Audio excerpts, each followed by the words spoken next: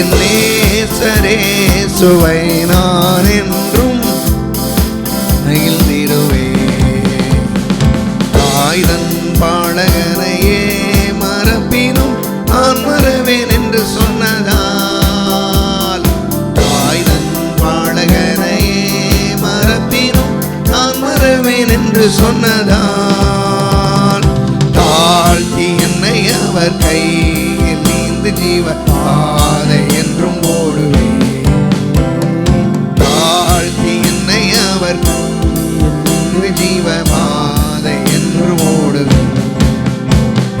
இயேசு என்னும் நாமமே என் ஆத்துமாவின் கீதமே. இயேசு என்னும் நாமமே என் ஆத்துமாவின் கீதமே. என் நேசரே சுவை நான் என்றும் போற்றி மகிழ்ந்திடுவேன். என் நேசரே சுவை நான் என்றும் போற்றி மகிழ்ந்திடுவேன். பூமி அகிலமும் சாட்சியாகவே பொங்கல் என்ற கட்டளையதால், பூமி அகிலமும் சாட்சியாகவே பொங்கல் என்ற கட்டளையதால், ஆவி ஆத்துமாவும் தேகம் யாவும் இன்று தீர்ந்து கொண்டு செய்குவேன். ஆவி ஆத்துமாவும் தேகம் யாவும் இன்று கொண்டு செய்குவேன். இயேசு என்னும் நாமமே என் ஆத்துமாவின் கீதமே. இயேசு என்னும் நாமமே என் ஆத்துமாவின் கீதமே.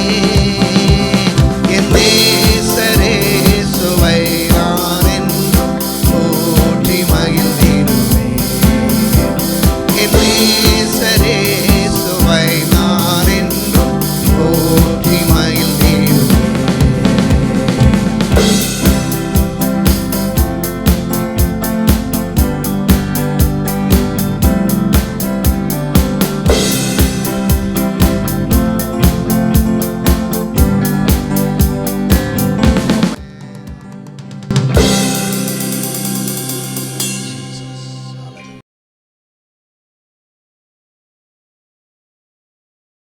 ஒரு வேதம் சொல்லுது, அவர் இவ்வளவாய் உலகத்தில் அன்பு கூர்ந்தார். அவர் பரலோகத்தில் அன்பு கூர்ந்தார் போடலை. அவர் ஏன் இவ்வளவாய் உலகத்தில் அன்பு கூர்ந்தார்னா, பரலோகத்தை மாதிரி இந்த பூலோகத்தை மாற்றன்றதுனால அவர் இந்த உலகத்தில் அன்பு கூர்ந்தார். ஏன்னா பாருங்கள், மனுஷன் பாவத்தில் விழுந்துட்டான். அவனை மாற்றி திரும்பவுமாக அவனை எல்லா விதத்திலையும் வாழும்படி செய்தார். 3 யோவான்ல சொல்லுகிறார் 2ஆம் வசனத்தில், பிரியமானவனே உன் ஆத்துமா வாழ்கிறது போல நீ எல்லாவற்றிலும் வாழ்ந்து சுகமாக இருக்கும்படி நான் விரும்புகிறேன். தமிழில் வேண்டுகிறேன் போட்டிருக்காங்க. தமிழ் அது தப்பான ஒரு மொழிபெயர்ப்பு. அந்த இடத்துல வேண்டுகிறேன் தப்பு. விரும்புகிறேன் அப்படின்றது தான் சரியான மொழிபெயர்ப்பு. விரும்புகிறேன் யார்? அவர் விரும்புகிறாரா? ஆண்டவரே விரும்புகிறாரா? என்ன விரும்புகிறாரா? பிரியமானவனே உன் ஆத்துமா வாழ்கிறது போல நீ எல்லாவற்றிலும் வாழ்ந்து சுகமாக இருக்கும்படி நான் விரும்புகிறேன். அவருடைய விருப்பம்லாம் சுகமாக இருக்கணும், நல்லா செழிப்பாக இருக்கணும், நான் சந்தோஷமாக வாழணும். இதுதான் கடவுளுடைய விருப்பம். அப்போ அப்படிப்பட்ட ஒரு விருப்பத்தை நிறைவேற்றுறதுக்காக தான் இன்றைக்கி நம்மளை எல்லாரையும் கர்த்தர் என்ன பண்ணியிருக்காரு, இந்த பூமியில் நல்ல செழிப்பாக வைத்திருக்கிறார். நம்ம அதை விரும்பணும். பாருங்கள், அனைவரும் சொல்லுவாங்க பாருங்கள், பரலோகத்தில் போய் அங்கே ஏதாவது ஒரு மூலையில் போய் ஒரு குடிசை போட்டு, ஆண்டவரே எனக்கு ஒரு குடிசை வச்சுருங்க, அங்கே தங்கிடுறேன் அப்படின்னு. பரலோகமே பாருங்கள் இப்போ ரொம்ப அருமையான ஒரு ஏரியா. அது ரொம்ப 1500 மைல் நீளம், 1500 மைல் ஆகலாம். ஒரு பிரசங்கர் சொல்கிறார், கிட்டத்தட்ட 22,50,000 சதுர மைல்ன்றார், அளந்து சொல்கிறார். அவர் ரொம்ப கால்குலேஷன் போடுறார். அவர் சொல்கிறார் 22,50,000 சதுர மைல். அவ்வளோ பெருசு. இந்த உலகத்தில் எந்த நாடும் அந்த மாதிரி கிடையவே கிடையாது. ஏன்னா உலகத்தில் பிறக்கிற எல்லா மக்களும் ஆண்டவரை இயேசுவை எல்லாம் யாரெல்லாம் எடுக்கிறாங்களெல்லாம் அங்கே தான் போகிறோம் அப்படின்றார். ஏன் அப்படின்னா அவ்வளோ ஒரு செழிப்பான பட்டணம், ஊர், அந்த இடம் பூரா தங்கத்தினால இருக்குது. அப்படிப்பட்ட ஒரு இடத்த விட்டுட்டு இந்த உலகத்துக்கு ஏன் அவர் வந்தார்னா, இந்த பூமியை அந்த பாவத்திலையும் சாபத்திலையும் வியாதியிலையும் தரித்திரத்திலிருந்து மீட்டு அப்படிப்பட்ட ஒரு தெய்வீகமான வாழ்வை நம்ம ஒவ்வொருவருக்கும் கொடுக்க முடியாதான் இயேசு உலகத்தில் வந்தார். அப்படின்னும் போது நாம் யாரும் இந்த உலகத்தில் கஷ்டப்பட்டு கண்ணீர் விட்டு பாருங்கள் பிரச்சனையோட வாழணுன்றலாம் இல்லை. பிரச்சனை இப்போ இந்த உலகத்தில் இல்லையா? பிரச்சனை இருக்குது. பிரச்சனை இல்லைன்னு சொல்லவே முடியாது. ஏன்னா நீங்கள் பிசாசு இருக்கிற வரைக்கும் கண்டிப்பாக பிரச்சனை இருக்க தான் செய்யும். பிசாசு இந்த உலகத்தில் இருக்கிற வரைக்கும் பிரச்சனை இருக்க தான் செய்யும். அப்போ பிரச்சனை வந்து வராதுன்னு சொல்ல முடியாது, பிரச்சனை இல்லைன்னு சொல்ல முடியாது. அவைகளை மேற்கொள்ளக்கூடிய அதிகாரத்தை தேவன் நமக்கு கொடுத்திருக்கிறார். வேதம் சொல்லுது, தேவனால் பிறப்பதெல்லாம் உலகத்தை ஜெயிக்கும், உங்கள் விசுவாசமே உலகத்தை ஜெயிக்கிற ஜெயம் அப்படின்றார். உலகத்தில் பிரச்சனை இருக்கலாம், ஆனால் அவை எல்லாவற்றையும் ஜெயிக்கக்கூடிய அப்படிப்பட்ட அந்த அதிகாரத்தையும் அந்த பாருங்கள் அந்த ஒரு ஆற்றலையும் அந்த அபிஷேகத்தையும் அந்த உரிமையையும் ஆண்டவர் நமக்கு கொடுத்துருக்கிறார். நாம் தேவனுடைய பிள்ளைகளாக இருக்கிறோம். அப்போ வந்து பாருங்கள் வந்து எதை வேணாலும் ஜெயிக்க முடியும். ஏன் ஜெயிக்க முடியும் அப்படின்னா நமக்குள்ளே இருக்கிற தேவன் பெரியவர். அப்போ அநேகர் வந்து என்ன பண்ணிடுறாங்க, ஆண்டவர் மேலே ஒரு தப்பான எண்ணம், அதாவது ஆண்டவரை வந்து விசுவாசிக்க முடியல அநேகரால். ஏன் விசுவாசிக்க முடியலன்னா ஆண்டவர் மேலே தப்பான எண்ணம். சில இடங்களில் பார்த்தீங்கன்னா புருஷன் மேலே வந்து தப்பான எண்ணம் இருக்கிற வரைக்கும் பொஞ்சாதிக்கு நிம்மதியே இருக்காது. பொஞ்சாதி மேலே வந்து தப்பான புருஷன் இருக்கிற வரைக்கும் நிம்மதியாக வாழவே முடியாது இல்லையா? கண்டிப்பாக முடியாது. ஏன் முடியாதுன்னா அது ஒரு குடும்பம். குடும்பத்தில் வந்து நீங்கள் எப்படி இருக்குன்னா உங்களுடைய குடும்பத்தில் இருக்கக்கூடிய அந்த கணவனோ மனைவியோ பிள்ளைகளை குறித்து நல்ல எண்ணம் இருக்கணும். எப்போதுமே நல்ல எண்ணம் இல்லைன்னா குடும்பம் வந்து ரொம்ப பிரச்சனையாக மாறிடும்.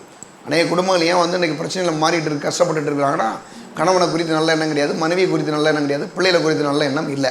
அதனால தான் பெரிய பிரச்சனையில் மக்கள் வாழ்கிறத பார்க்குறோம். இதோட விட்டது கிடையாது. இன்றைக்கி மக்கள் எங்கே போயிடுறாங்கன்னா ஆண்டவர் மேலே தப்பான எண்ணம் தான்.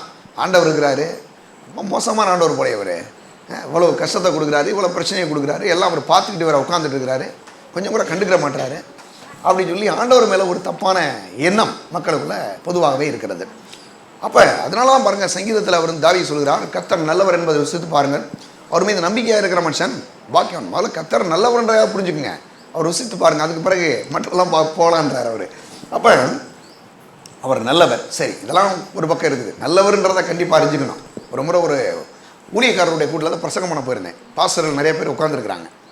கர்த்தர் நல்லவர்னு சொல்லி 1.25 மணி நேரம் பேசியிருக்கேன். 1.25 மணி நேரம் வந்து கர்த்தர் நல்லவர். ஒரு ஆள் சொல்கிறாரு, அது எப்படி நீங்கள் கர்த்தர் நல்லவர்னு சொல்லலாம்ன்றார். என் மேலே கேஸ் போடுற மாதிரி பேசுகிறாரு, என்னத்தை பண்ணுறேன்னு தெரியல நல்லா. அப்புறம் ஒரு பிரசங்கர் சொல்கிறாரு, ஐயா சூப்பராக பிரசங்கம் பண்ணுறீங்கய்யா, நம்ம ஊரில் யாரும் இப்படி ஒரு பிரசங்கர் இல்லை அப்படின்னாரு.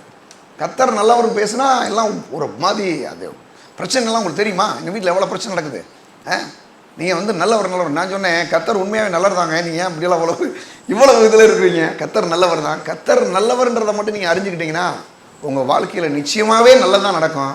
ஒருவேளை பிசாசு சில தீமையில் கொண்டு வந்தால் கூட அந்த தீமையும் கடவுள் நன்மையாக மாற்றிடுவார் அப்படின்னு. ஐயா இந்த மாதிரி பிரசங்கெல்லாம் நான் கேட்கலையா, நான் கேட்டு வந்திருக்கிறேனே கர்த்தர் நல்லவர்னே. இதை பற்றி ஓரல் ராபர்ட்ஸ் ஒரு பிரசங்கார், அவர் காட் இஸ் குட் அப்படின்னு ஒரு புத்தகத்தை எழுதியிருக்கிறாரு. இது நான் சொல்கிறது இப்போ கிடையாது, 50 வருஷத்துக்கு முன்னால், 50-60 வருஷத்துக்கு முன்னால் அந்த புத்தகங்கள் வந்து பாருங்கள். நான் கொஞ்சம் அப்போ தான் ஆண்டவரை ஏற்றுக்கு போன அந்த காலங்களில் எங்கள் பாஸ்ட் பிரசங்கம் பண்ணுவார். அப்புறம் நானும் இந்த காட் இஸ் குட்டை பற்றி கொஞ்சம் அப்படி படிக்கலாம் ஆரம்பித்தேன். ரொம்ப அவர் வந்து நல்லவர் அப்படின்றது நம்ம புரியுது. இப்போ நல்லவர்ன்ற சத்தியம் உள்ளே வந்துருச்சுனாவே அவர் மேலே எதுக்கு நமக்கு தீமையான என்ன வரும்? சிலாலாம் சொல்லுவாங்க, எப்படியோ இந்த 2023 கடந்துட்டோம், வர்றது ஒரு வருஷமாக நல்லா இருக்குங்க, இந்த வருஷமே ரொம்ப நல்லா தான் இருந்துச்சு, ஒன்றும் பிரச்சனை இல்லையே, இந்த வருஷத்துல கர்த்தர் நிறையா நன்மை செஞ்சுருக்கிறாரு, என்ன ரொம்ப பெரிய பெரிய காரியங்களை செய்திருக்கிறாரு, அடுத்த வருஷம் இதை விட நல்லா பெருசாக செய்வார், அவ்வளோதான். இதை விட பெருசாக போகும்போது தவிர இதில் கம்மியான போகாதுங்க, இதோட நல்லா இருப்போம் நம்ம இல்லையா? அப்படி விசுவாசிக்கணும். அப்போ வந்து ஏன் இவங்களுக்கு இந்த விசுவாசத்தில் கோளாறு அப்படின்னா, அவங்களுக்கு வந்து கர்த்தரை குறித்து ஒரு சரியான அன்பு இல்லை. அன்பு இல்லைன்னா எப்படி சொல்லலாம்னா, அவரை நல்லா அறிஞ்சிக்கிறல, அவர் மேலே வைக்கக்கூடிய அந்த அன்பில் பிரச்சனை இருக்குது. அதனால தான் இந்த அன்புன்ற சீரியஸை வந்து போதிக்கிறோம் நம்ம. அன்பு காட் இஸ் த, அதாவது நம்ம வந்து பலவிதமான அன்பை பற்றி பேசணும். அதில் இந்த கடவுளுடைய இந்த தேவனுடைய அன்புன்றது என்னது அப்படின்றத பற்றி நம்ம பேசிட்டு வரோம். தேவனுடைய அன்பை பற்றி பேசிக்கிட்டே வந்தாலும் கூட நாம் எப்படி தேவ அன்பிலே வாழ வேண்டும் என்பதை குறித்து இப்போது அப்படி ஒரு உள்ளே போயிருக்கோம். நாம் எப்படி தேவனுடைய அன்பிலே வாழ வேண்டும், இந்த உலகத்தில் வாழணும், இந்த உலகத்தில் ஒவ்வொரு நாள் நடக்கணும், எப்படியெல்லாம் மற்றவங்கள் மத்தியில் இந்த தேவ அன்பை காட்ட முடியும் அப்படிலாம் கொண்டு பார்த்து கொண்டு வருகிறோம். அதில் நாம் உங்களுக்கு தெரியும், யோவான் வந்து ஒரு அருமையான சீசன். அதிகமாக சீசர் பண்ணுங்க, ஆண்டவராக இயேசுவோடு கூட இருந்த சீசர்களையே அதிகமாக வாழ்ந்த, இந்த உலகத்தில் வாழ்ந்த பெரிய ஒரு சீசன் யாருன்னா யோவான் தான். கிட்டத்தட்ட ஒரு 100 வயசு வரைக்கும் வாழ்ந்தவர். அவரை ஒரு முறை போய் ஒரு கொதிக்கிற எண்ணெய் சட்டிகள் உள்ளே தூக்கி போடுறாங்க, ஆனால் அவர் சாக மாட்டுறாரு. அந்த மாதிரி ஒரு பயங்கரமான இதை வந்து கடவுள் வந்து கொடுத்து அவர் கிட்டத்தட்ட ஒரு 100 வயசை ஒட்டி தான் இந்த நிறுவத்தை எழுதுகிறார். அவர் வந்து ஒரு சிறைச்சாலையிலேருந்து எழுதுகிறாருன்னு வல்லுநர்கள் சொல்கிறாங்க. இந்த யோவான் நிருபமே 1 யோவான் 2 யோவான் 3 யோவான் வரைக்குமே அவர் அப்படி தான் சொல்கிறாரு. அதில் குறிப்பாக நம்ம 1 யோவானில் வந்து அவர் வந்து கடவுளை இந்த தேவனுடைய அன்பை குறித்து நம்ம அற்புதமாக அவர் நம்ம பேசுகிறத பார்க்க முடியும். அங்கேருந்து நம்ம பார்க்க போகிறோம். அதில் வந்து 1 யோவான் 3ஆம் அதிகாரம் 19ஆம் வசனத்துக்கு நாம் செல்வோம் எல்லாரும். 1 யோவான் 3ஆம் அதிகாரம் 19ஆம் வசனத்துக்கு நம்ம 18ஆம் வசனமே பார்த்தோம். அதில் இன்றைக்கி 19ஆம் வசனத்துக்கு உள்ளே போகலாம். 12ஆம் வசனம் கூட வாசிக்கலாம்னு நினைக்கிறேன். என் பிள்ளைகளே வசனத்தினாலும் நாவினாலும் அல்ல, கிரியினாலும் உண்மையினாலும் அன்பு கூற கடவும். ஒரு ஆள் மேலே நீங்கள் அன்பு கூறணும் அப்படின்னா, நீங்கள் ஆண்டோடைய பிள்ளை, நம்ம எல்லாருமே ஆண்டோடைய பிள்ளைய, ஏதோ ஆண்டோடைய பிள்ளைகளாக இருக்கிறோம், நம்ம வந்து அப்படியே பேசிட்டு அப்படி போயிடுறது கிடையாது. அவர் சொல்கிறார் அந்த வசனத்தில் என்ன சொல்கிறாரு, என் பிள்ளைகளே வசனத்தினாலும் நாவினாலும் அல்ல, ஏதோ நீங்கள் வாய் பேச்சினால வந்து நீங்கள் அன்பு கூறுறேன் அப்படின்ட்டு நீங்கள் போயிடக்கூடாது. எப்படி அன்பு கூறணும் அப்படின்னா, அதை கிரியினாலும் நீங்கள் செய்யணும். நீங்கள் வந்து அந்த அன்பை வந்து செயலில் நீங்கள் காட்டணும். அப்போ தான் அந்த அன்பு வந்து வெளிப்படும் என்பதை அவர் சொல்கிறத பார்க்க முடியும். அது மட்டும் இல்லாமல் இதனாலே நாம் நம்மை சத்தியத்திற்குரியவர்கள் என்று அறிந்து நம்முடைய இருதயத்தை அவருக்கு முன்பாக நிச்சயப்படுத்தி கொள்ளலாம் அப்படின்னும் போது, அப்போ அதில் என்ன ஒரு கேள்வி வருதுன்னா, எதினாலே அப்படின்னு ஒரு கேள்வி வேற வருது. எதினாலே அப்படின்னா, நம்ம வந்து இந்த அன்பை மற்றவங்கள்ட்ட காமிக்கிறதுனால வந்து வெளிப்படுத்த முடியும். ஒரு அன்பை நீங்கள் எவ்வளோ வேணாலும் பேசலாம், நான் அதை பண்ணிடுவேன் இதை பண்ணிடுவேன் அப்படியாங்கலாம் பேசலாம். ஆனால் எதுவுமே செய்யாமல் பேசி என்ன பண்ணுறது? என்னன்னா, அன்றைக்கி ஒரு புதுசாக ஒரு பொண்ணை திருமணம் பண்ணி கொண்டு வந்தாச்சு. உன் மேலே அன்பு கூறேன்னு 10 நாளைக்கு சோறு போட விட்டாங்க வச்சுங்க, எப்படி இருக்கும்? எல்லாம் அமைதியாக உட்காந்துட்டீங்க. எனக்கு தெரிஞ்ச விஷயம் அப்படி தான் நான் பேசுகிறது. புதுசாக திருமணம் பண்ணி கொண்டு வந்தாச்சுன்னா சில பிள்ளைகளும் பாருங்கள் என்ன பண்ணணும், தன்னுடைய சொந்த குடும்பத்தை விசாரிக்கணும். மனைவினா மனைவிக்கு வந்து அவங்களுடைய எல்லா தேவையையும் சந்திக்கணும். அப்போ அன்புன்றது என்னது அப்படின்னா, ஒரு ஆளுக்கு ஏதாவது செய்யணும், கொடுக்கணும், கிரியை செய்யணும். அன்புன்றதை நீங்கள் வந்து பேசிக்கிட்டே விட்டுட்டீங்கன்னு வச்சுங்க, அது மனைவியாக இருக்கலாம், பிள்ளைகளாக இருக்கலாம், கணவனாக இருக்கலாம், யாராவது இருக்கலாம். அவங்கள்ட்ட நீங்கள் வந்து பேசிட்டு உங்கள் மேலே நான் அன்பாக இருக்கிறேன் அப்படி இப்படின்னு பேசிட்டு நீங்கள் எதுக்குமே அவங்களுக்கு செய்யலைன்னு வச்சுங்களேன், அது கண்டிப்பாகவே அன்பு கிடையாது. அது முழுக்க ஒரு ஏமாத்து வேலை அப்படின்றத நம்ம சொல்லணும். அப்போ அந்த அன்பை நாம் எப்படி காட்டணும் அப்படின்னா, அவர் ரொம்ப சூப்பராக அன்றைக்கி நிறைய விஷயங்களை சொல்கிறார் ஆண்டவர். பாருங்கள், யோவானில் இருந்து அப்படியே தொடர்ந்து போகலான்னா, அதை கிரியினால் நீங்கள் காமிக்கணும். என்ன செய்யணும்? ஏதாவது செய்யும் போது அந்த அன்பு வந்து வெளிப்படும். அப்போ அன்பை வந்து வாயினாலே பேசிவிட்டு கிரியை செய்யவில்லை என்றால் கண்டிப்பாக அது ஒருபோதும் நமக்கு வெற்றியை தராது. அப்படி யாராவது ஒரு ஆண்டோடைய பிள்ளை, ரட்சிக்கப்பட்டவங்களுக்கு நான் சொல்கிறேன், குறிப்பாக ரட்சிக்கப்படாதவங்களை விட்டுருங்க, அவன் ஃபுல்லாக ஏமாத்துக்காரன் தான், எல்லாம் பூரா என்னன்னு சொல்லிட்டு ஏமாத்திட்டு போயிட்டே இருக்கிறான். ஆண்டோடைய பிள்ளைகளை பொறுத்தளவு என்னென்னா, அன்பை வாயினாலே பேசிவிட்டு கிரியையை நாம் காட்டாவிட்டால் என்ன ஆயிரும்னா, அது நம்மை பெரிய அளவில் பாதித்து விடும். ஒரு பெரிய பாதிப்பை நம்முடைய வாழ்க்கையில் கொண்டு வந்து விடும். என்ன பாதிப்பு அப்படி கொண்டு வரப்போகுது என்பதை பார்க்க போகிறோம். அப்படி என்னதான் அதில் ஒரு பெரிய பாதிப்பு? நம்ம ஊரில் சொல்கிறாங்க இல்லையா, அதாவது உப்பத்துன்னா என்ன செய்யணும்? தண்ணி குடிக்கணும். அப்படின்னா என்னென்னா, அதுக்கு என்னென்னா, நீங்கள் உப்பு போட்டு சாப்பிட்டு பாருங்களேன், உடனே தண்ணி தாங்க எடுத்துரும். அதுபோல் ஒருவர் அன்பை காட்டாவிட்டால், ஒருத்தர்கிட்ட போய் நீங்கள் அந்த அன்பை, தேவனுடைய அன்பு, நான் அன்பாக இருக்கிறீங்க, நான் உங்களை நேசிக்கிறேங்க அப்படின்னு சொல்லிட்டு நீங்கள் எதுவுமே செய்யலைன்னா அது என்னாகும்? நம்முடைய வாழ்க்கையிலே அது வந்து பாதித்து விடும் என்பதை நாம் அறிந்து கொள்ள வேண்டும். நம்முடைய வாழ்க்கையை கண்டிப்பாக அது பெரிய அளவில் பாதிக்கும். என்ன பாதிக்கும் அப்படின்னா, பாருங்கள், நம்ம வந்து உண்மையாய், அதாவது நம்ம நம்புகிற அந்த வாழ்க்கையை வந்து என்ன பண்ணுறோம், நம்முடைய சகோதரர்லாம் சில நேரங்களில் சில காரியங்கள் ஒரு வேலை இல்லாமல் இருக்கலாம், ஒரு சில காரியங்கள் அப்படிலாம் இருக்கும்போது அந்த அன்பை மற்றவங்க மத்தியில் காண்பிக்கணும். அது மட்டும் இல்லாமல் இன்றைக்கி ஒரு முக்கிய பாயிண்ட் சொல்ல போகிறேன். நீங்கள் அன்பை காமிக்கவில்லை என்றால் உங்களுடைய ஜெபத்துக்கு பதில் வராது. அன்பை காமிக்கலைன்னா என்ன அழுகிறதுனாலும் சரி, அன்றைக்கி ஏகப்பட்ட பிரச்சனைகள் அழுகிறத நான் பார்த்துருக்கேன். அழுமா பாருங்கள், உங்களுடைய ஜெபத்துக்கு பதில் வரவில்லை என்றால் கண்ணீர் விட்டு கதறுங்கள். நான் எது கதறணும்னு கேட்குறேன். எது கதறணும்? அவர் என்ன கொடூரமான ஆள்? அவர்கிட்ட போய் அழுது போராடி, ஆண்டவரே அப்படியாக்கணும், அதாவது பயங்கரமான ஒரு மோசமான அழுற மாதிரி ஆண்டவரை சித்தரிக்குது. அதெல்லாம் கிடையவே கிடையாதுங்க. கடவுள் ரொம்ப நல்லவர், கேட்டாவே கொடுத்துருவார் நம்ம ஈஸியாக. ஆனால் ஏன் நம்ம பேருக்கு கொடுக்க மாட்டுறாரு அப்படின்னா, அவர் சொல்கிறாரு, நீங்கள் வந்து அன்பை வந்து காட்டலைனா, அன்பை அதை நீங்கள் செயல்படுத்தவில்லை என்றால் அது உங்களுடைய ஜெப வாழ்க்கையை கண்டிப்பாக பாதித்து விடும். உங்களுடைய ஜெபத்துக்கு பதில் வராது. அதனால தான் கர்த்தர் சொல்கிறாரு, முதல்ல உங்களுக்கும் உங்கள் பொஞ்சாதிக்கும் சண்டை வந்துருச்சுன்னு வச்சுக்கோங்க, இல்லை ஒருவேளை உங்கள் கணவருக்கும் உங்கள் வீட்டுக்கு புருஷனுக்கு சண்டைன்னு மனைவிக்கும் சண்டைன்னு வச்சுக்கோங்க, அப்போ புருஷனுக்கு பொஞ்சாதிக்கு சண்டை அப்படி வச்சுக்கோங்க. நீங்கள் அங்கே போய், ஆண்டவரே எங்கள் வீட்டுக்காரமாக கொஞ்சம் திருத்துங்க ஆண்டவரே, அல்லேலூயா ஸ்தோத்திரம் அப்படின்னீங்கனாலும் பதில் வராது. சகோதரர்கள் போய் நின்று, ஆண்டவரே என் மனைவி எப்படியாவது மாற்றுங்கள தெய்வமே அப்படின்னு கூப்பிட்டாலும் பதில் வராது.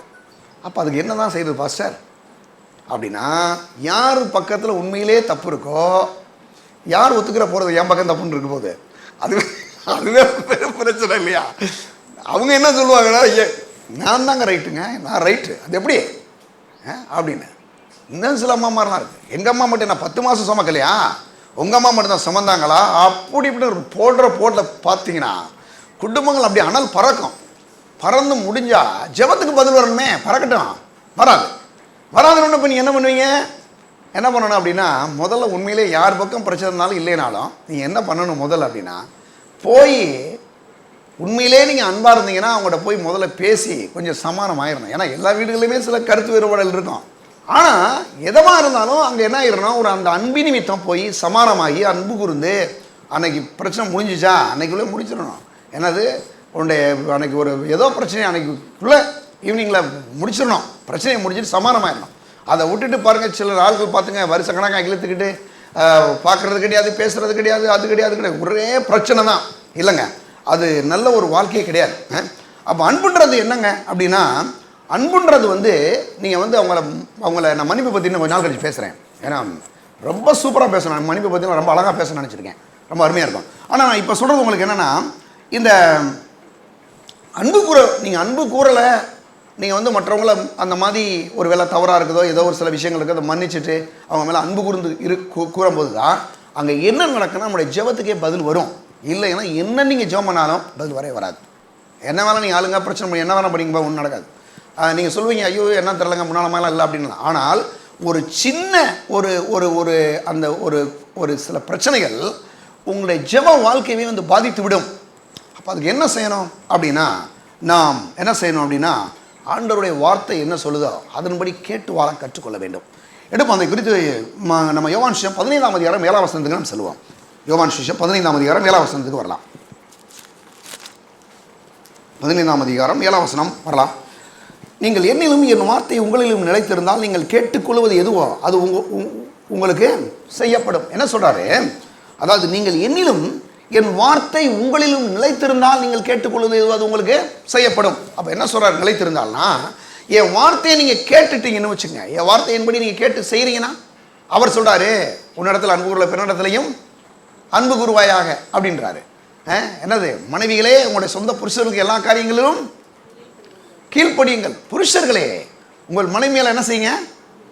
அன்பு கூறுங்கள். அப்போ என்ன பண்ணுறோம் அப்படின்னா, மனைவி மேலே வந்து நீங்கள் வந்து கோபத்தை வச்சுக்கிட்டு கசப்பை வச்சுக்கிட்டு வெறுப்பை வச்சுக்கிட்டு அந்த அம்மாட்ட போய் நான் அன்பாக இருக்கிறேன் அப்படி இருக்கிறேன் இப்படி இருக்குன்னு கதை சொன்னால் ஒன்றும் நடக்காது. ஏன்னா ஒருவேளை அந்த அம்மாவுக்கு புரியாமல் இருக்கலாம், அவருக்கு புரியுமே, அவருக்கு எல்லாம் தெரியுமே, அவர் தான் அங்கேருந்து எல்லாம் அங்கேருந்து பார்த்துட்டு இருக்கிறாரு, ஒன்றும் செய்ய முடியாது நம்ம.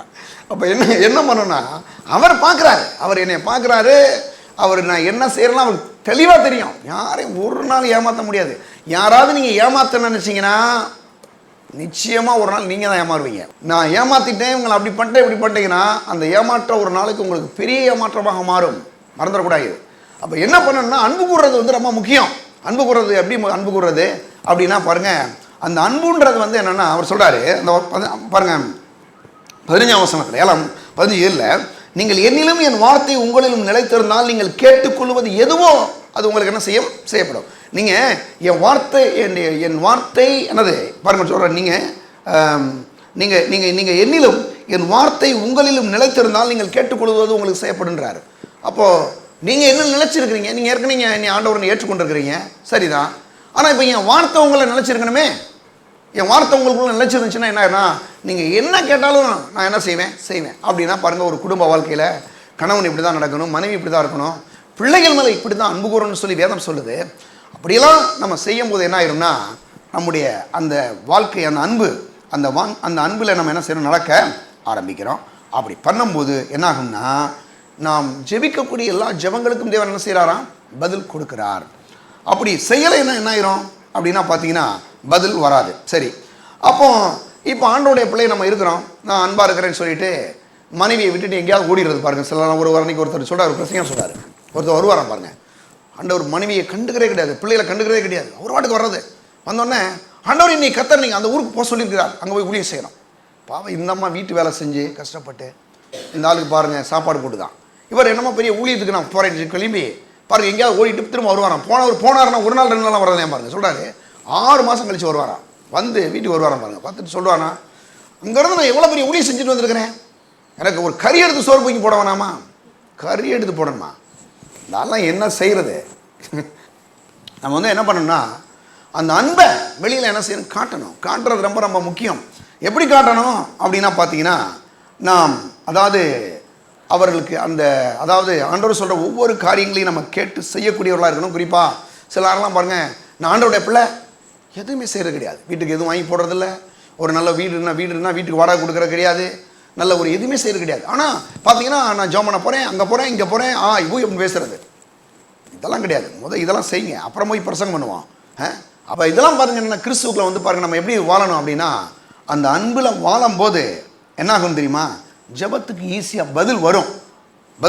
எப்படி வரும் அப்படின்னா பாருங்கள், ஏன்னா அவருடைய வார்த்தையை கேட்டிருக்கிறோம், நம்ம அவரில் நிலச்சிருக்கிறோம், அவருடைய வார்த்தை நமக்குள்ளே நிலச்சிருக்கு.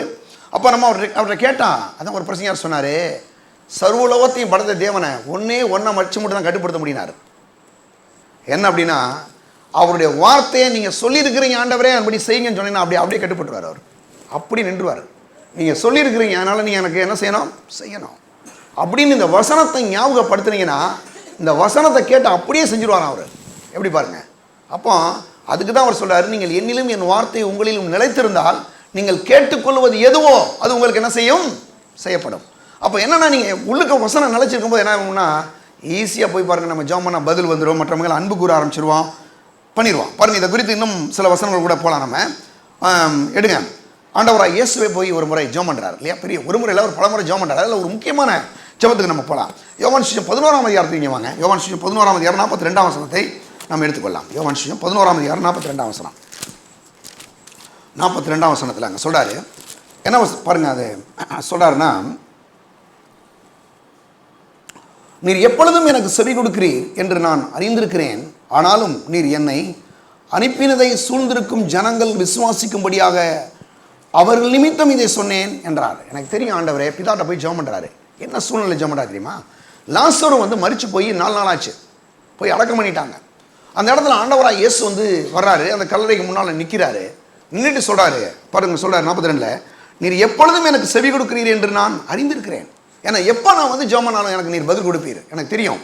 அறிந்திருக்கிறேன் என்று பாருங்க, அறிந்திருக்கிறேன், ஆனாலும் நீர் என்னை அனுப்பினதையும் சூழ்ந்து நிற்கும் இந்த ஜனங்கள் விசுவாசிக்கும்படியாக அவர்கள் நிமித்தம் இதை சொன்னேன் என்றார். என்ன சொல்றாரு? நான் ஏன் உங்களுக்கு இந்த இடத்துல வந்து இந்த மாதிரி ஒரு பப்ளிக்காக ஒரு ஜெபம் பண்ணிட்டு இருக்கேன் அப்படின்னா, இவங்கெல்லாம் என்னது விசுவாசிக்கணும், இந்த ஜனங்கள்லாம் ஆண்டவர் தான் மெய்யான தெய்வன்றதை விசுவாசிக்கணும், அதனால தான் நான் ஜெபம் பண்ணுறேன்னு சொல்லி ஜெபம் பண்ணுறாரு. ஜெபம் பண்ணால் பாருங்க என்னன்றது, லாசருவை வெளியே வான்னு கூப்பிட்றாரு. பாருங்க, செத்து போன 4 நாளாய் நாற்றம் எடுத்து கிடந்த அந்த சரீரம் உயிரோடு எழுப்பப்படுகிறதுனா ஆண்டவராக இயேசுடைய ஜெபம் எவ்வளோ ஸ்ட்ராங்காக இருக்குன்னு பார்த்தீங்களா? ஏன்னா அவர் அவருடைய வார்த்தையை மீறி எதையுமே செய்ய மாட்டார். வார்த்தையை சொல்லிட்டாருன்னா அதுக்காக அவர் பாருங்க, என்னன்னாலும் பாருங்க, வார்த்தைக்காக தன்னுடைய ஜீவனை கொடுத்தார் இயேசு. உயிரை போனாலும் பரவாயில்ல என்று நிற்கிறாரு, பயங்கரமாக நிற்கிறார். ஏன் அப்படின்னா, பிதா சொல்லியிருக்கிறாரு, நீ போய் என்ன செய்யணும், இந்த மனுக்குலத்துக்கு மீட்பை உண்டாக்கணும். ஏன்னா இயேசுன்ற பேரை எடுத்துட்டானே, அவர் தமது ஜனங்களின் பாவங்களை இன்னைக்கு ரட்சிப்பார். அந்த பாவத்தில் இருந்து அந்த மனுஷனை ரட்சிக்கிறதுக்கு என் உயிரை போனால் கூட பரவாயில்ல, அந்த வார்த்தையை நிறைவேற்றி ஆவேன் அப்படின்னு அவர் போனார்னா, அது எவ்வளவு வந்து தன்னுடைய உயிரை விட அந்த வார்த்தைக்கு அவர் எவ்வளோ மரியாதை கொடுத்துருக்காரு, கொஞ்சம் யோசிச்சு பாருங்க. ஜீவனோட அந்த வார்த்தைக்கு எவ்வளோ மரியாதை கொடுக்குறாரு பார்த்தீங்களா?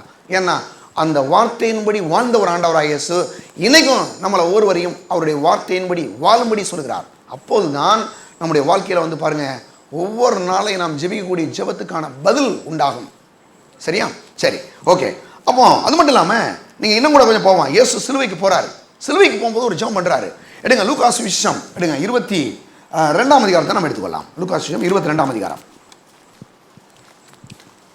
22ஆம் அதிகாரத்துக்கு நாம் வரலாம்.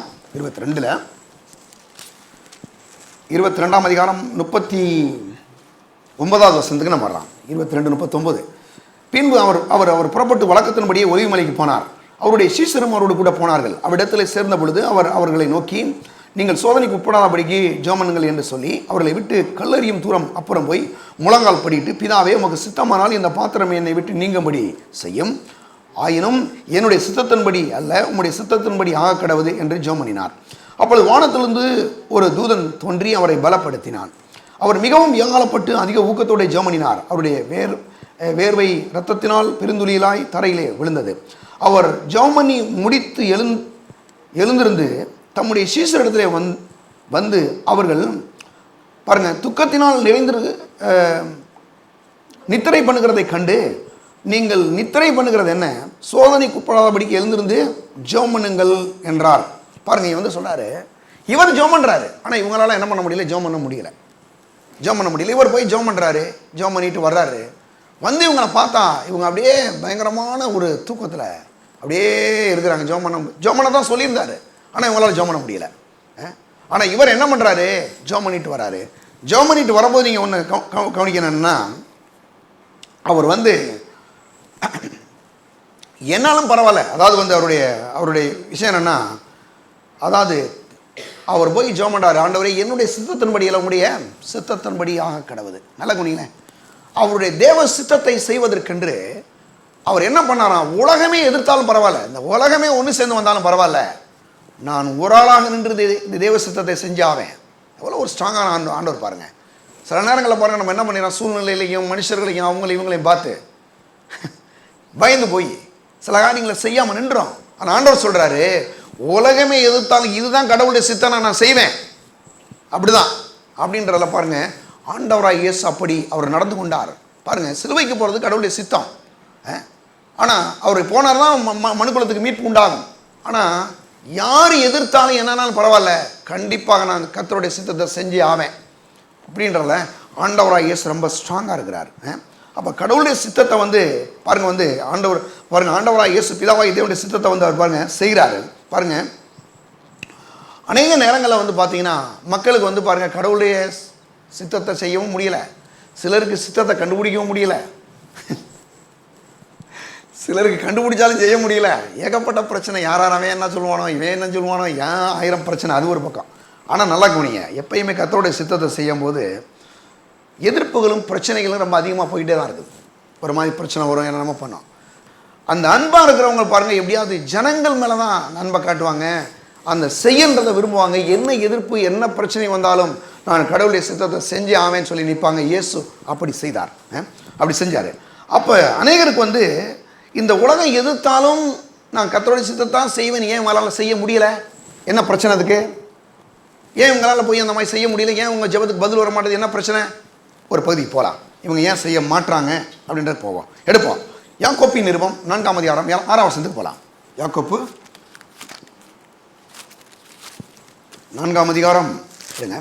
யாக்கோப்பு 4ஆம் அதிகாரத்தில் அங்கே 6ஆம் வசனத்துக்கு நம்ம வரலாம். 6ஆம் வசனம், 4ஆம் அதிகாரம் 6ஆம் வசனம் எல்லாரும் எடுத்துக்கோங்க. அவர் அதிகமான கிருபையை அளிக்கிறாரே, ஆதலால் தேவன் பெருமை உள்ளவர்களுக்கு எதிர்த்து நிற்கிறார், தாழ்மை உள்ளவர்களுக்கு கிருபை அளிக்கிறார் என்று என்னது சொல்லி இருக்கிறது. சிலருக்கு என்ன பிரச்சனைன்னா, ஒருவேளை கடவுளுடைய சித்தத்தை செஞ்சால் நம்ம கீழே போயிடுவோமோ அப்படின்னு சில பிரச்சனை பாருங்க. கடவுளுடைய சித்தத்தை செஞ்சால் ஒருவேளை இருக்கிறது கீழே போயிடுச்சு என்ன பண்ணுறது. எப்பயுமே நீங்கள் பாருங்கள், இந்த கர்த்தருடைய சித்தத்தை செய்ய போகிறீங்கன்னாவே சில எதிர்ப்புகள் இருக்கும், சிலர் சூழ்நிலையில் ஒரு மாதிரி எழும்போம், ஒரு மாதிரி ஒருவேளை கீழே போயிடுமோ, நம்மளை 4 பேர் மதிப்பானோ மதிக்க மாட்டானோ, ஏகப்பட்ட பிரச்சனை வரும். இப்போ வரும்போது இப்போ என்ன இவங்களுக்கு என்ன பிரச்சனை பாருங்கள், வந்து 4:6 சொல்கிறாரு அங்கே பாருங்கள், அவர் அதிகமான கிருபையை அளிக்கிறாரே, ஆதலால் தேவன் பெருமை உள்ளவர்களுக்கு தேவன் எதிர்த்து நிற்கிறார், தாழ்மை உள்ளவர்களுக்கு தேவன் கிருபை அளிக்கிறார். என்ன சொல்கிறாரு, அவர் அதிகமான கிருபை அளிக்கிறாரே. உங்களுக்கு ஒவ்வொரு நாளையும் புதிய கிருபை கொடுக்குறாருங்க. காலையில் எழுந்திரிச்சோன்னா ஒரு புது கிருபை வந்துடுது. நீங்கள் காலையில் எழுந்திரிச்சோன்னா உங்களுக்கு காஃபி வருதோ இல்லையோ, அதுக்கு முன்னாலே நீங்கள் எந்திரத்துக்கு முன்னால் என்ன வருது, புது கிருபை வந்துடுது. அவர் சொல்கிறாரு, ஒவ்வொரு நாளுங்க, ஒவ்வொரு நாளும், எவ்ரிடே, ஒவ்வொரு நாளும் அவருடைய புதிய கிருபையை கொடுக்குறாரு. ஏன்னா நேற்று வந்த பிரச்சனை இன்னைக்கு இல்லை, இன்னைக்கு வேற மாதிரி வரலாம், அதுக்கேற்ற மாதிரி ஒரு கிருபை. இன்னைக்கு வந்த மாதிரி இல்லை, நாளைக்கு வேற மாதிரி இருக்குது, அதுக்கேற்ற ஒரு கிருபை.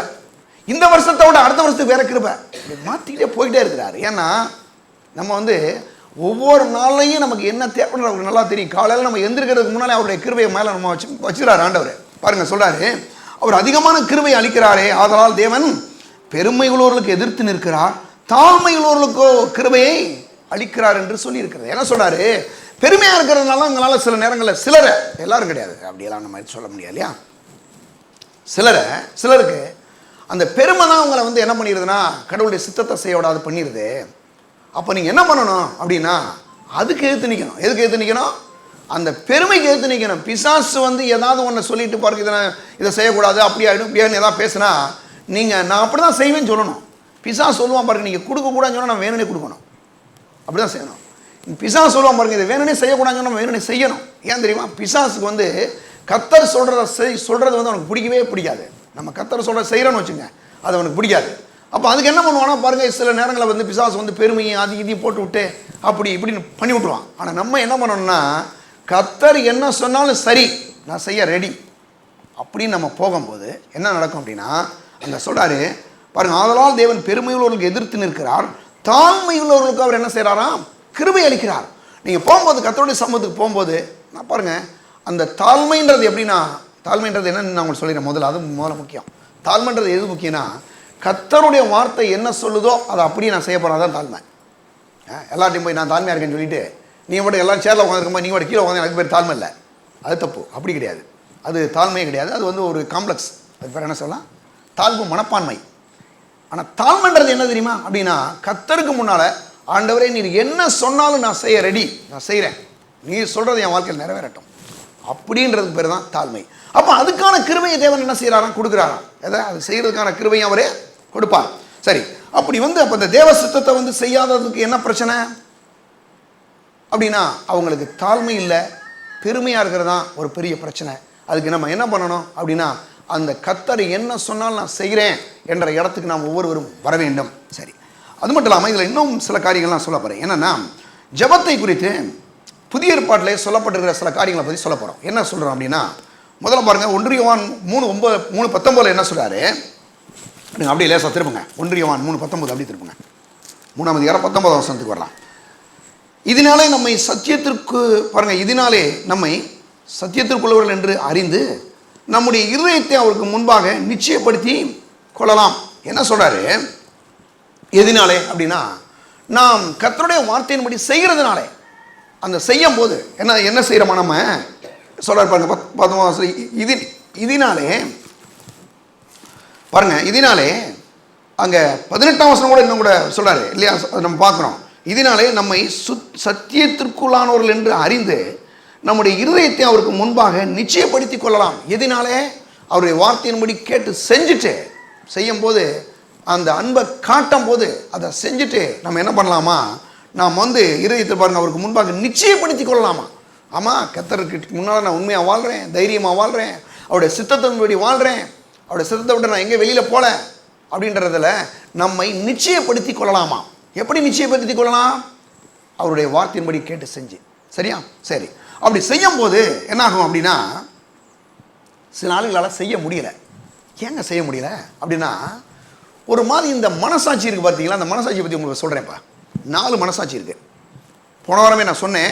நான் அடுத்த வாரங்களில் இந்த மனசாட்சி என்னென்ன செய்யுறதை பற்றி ரொம்ப டீப்பாக பேச போகிறேன். கொஞ்சம் கொண்டு வருவாங்க. மனசாட்சியில் 4 விதமான மனசாட்சியை பற்றி வேதம் சொல்லுது. முதல் மனசாட்சி சொல்கிறேன்.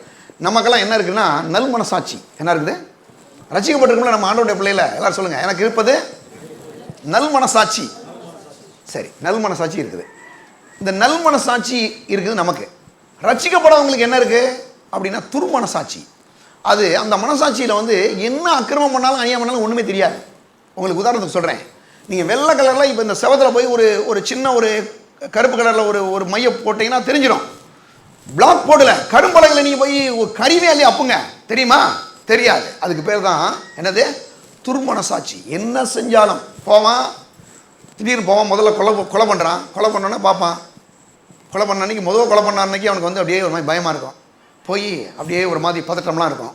அப்படி இப்படின்னு போவான், சினிமாவுக்கு போவான், அங்கே போவான், இங்கே போவான், ஒரு மாதிரி சமாளிச்சிடுவான். 2வது கொலை பண்ணுறதப்ப அதை அப்படியே மறக்கிறதுக்கு வேறமாக பண்ணுவான்.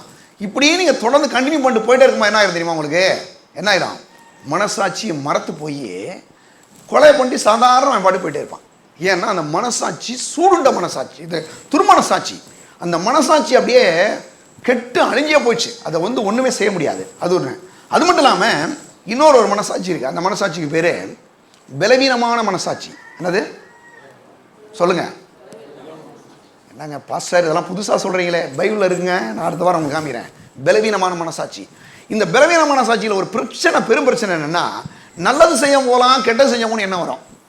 எப்படி பாருங்க, நல்லது நீங்கள் நல்லா செஞ்சுட்டு வந்திருப்பீங்க, ஐயோ ஒருவேளை கெட்டது செஞ்சிட்டோமோ அப்படின்னு என்ன.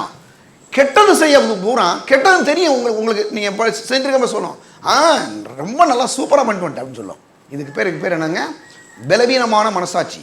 இந்த மனசாட்சியில் என்ன ஒரு பிரச்சனைனா, இதை எப்படி தீர்க்கலாம் அப்படின்னா, நீங்கள் வசனத்தின்படி வாழ கேட்டு செய்ய ஆரம்பிச்சிங்கன்னு வச்சுங்க, இந்த பலவீனமான மனசாட்சி உங்களுக்கு விட்டு போயிடும்.